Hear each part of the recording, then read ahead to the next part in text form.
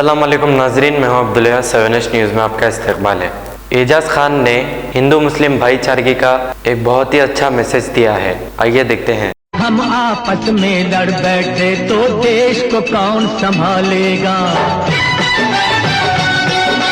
कोई बाहर वाला अपने घर से हमें निकालेगा। दीवाना हो।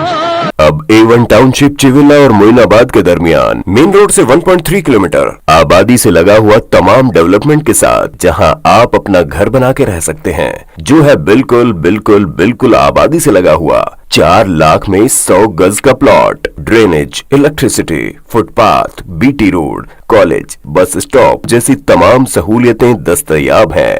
आपका ये छोटा सा इन्वेस्टमेंट आपका और आपके बच्चों का मुस्तकबिल बदल सकता है। मजीद मालूमात के लिए हमें कॉल करें। Address pillar number 235 opposite fishers department, Rajendra Nagar, Hyderabad. Contact 7799603838। खबर है शहर की।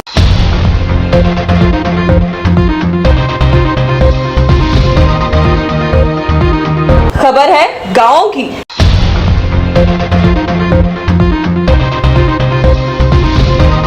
खबर है सारी दुनिया की।